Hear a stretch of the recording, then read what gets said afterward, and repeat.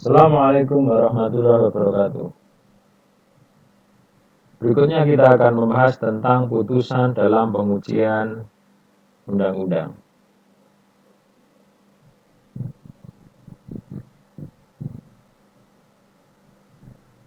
Ada dua jenis putusan. Yang pertama ada putusan sela dan ada putusan akhir. Putusan sela ini dijatuhkan sebelum putusan akhir. Bisa berupa putusan untuk melakukan atau tidak melakukan sesuatu.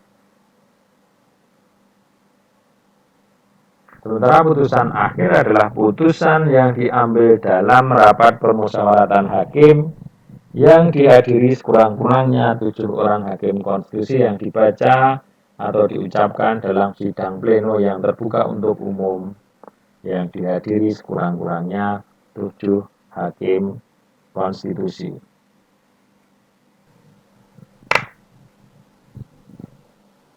Isi putusan di sini dalam putusan MK memuat Mahkamah Konstitusi memberi putusan demi keadilan berdasarkan ketuhanan yang Maha Esa.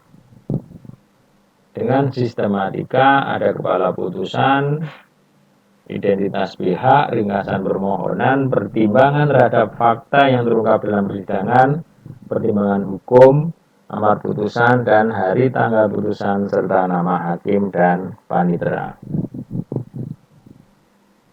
Mengenai identitas termohon, paling tidak berisi tentang nama, tempat tanggal lahir, kewarganegaraan, pekerjaan, agama, dan alamat pemohon. Apabila ada kuasanya, berarti nanti ada nama kuasanya, pekerjaan, alamat, dan juga nomor dan tanggal surat kuasa dari pemohon. Dan juga disebutkan tentang penegasan bahwa pihaknya adalah pihak pemohon. Kemudian tentang pertimbangan terhadap fakta yang terungkap dalam persidangan meliputi ringkasan tentang pendirian pemohon terhadap permohonannya dan keterangan tambahan apabila ada keterangan tambahan yang disampaikan di dalam persidangan. Kemudian selanjutnya ada keterangan presiden atau pemerintah, DPR dan atau DPD. Keterangan pihak terkait kalau ada dan juga ada hasil pemeriksaan dari alat bukti yang diajukan di dalam persidangan. Sementara itu untuk pertimbangan hukum, nah di sini meliputi maksud dan tujuan permohonan, kemudian tentang kewenangan Mahkamah Konstitusi, tentang legal standing ataupun kedudukan hukum pemohon, kemudian ada alasan dalam pokok permohonan dan juga kesimpulan mengenai semua hal yang telah dipertimbangkan. Berikutnya tentang jenis amar putusan. Amar putusan yang ada dalam pengujian undang-undang itu ada 3, tidak dapat diterima, dikabulkan, atau ditolak. Tidak dapat diterima ketika pemohon atau permohonannya itu tidak mempunyai legal standing atau permohonannya tidak jelas.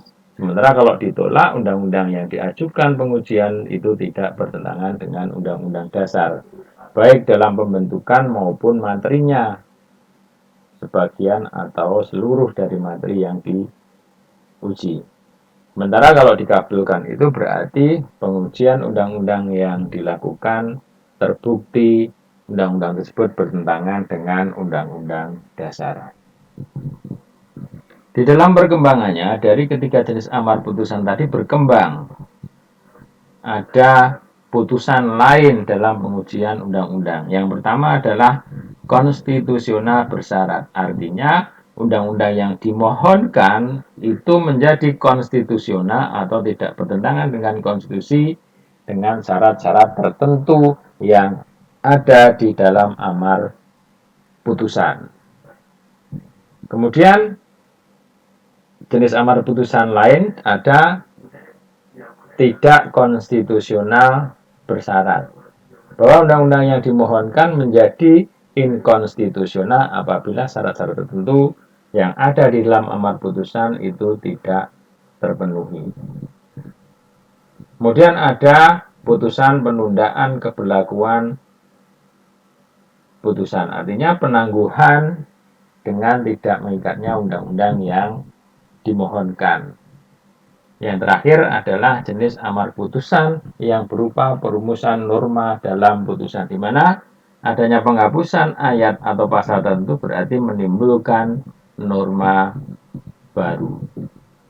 Demikian tentang putusan dalam pengujian undang-undang. Terima kasih. Wassalamualaikum warahmatullahi wabarakatuh.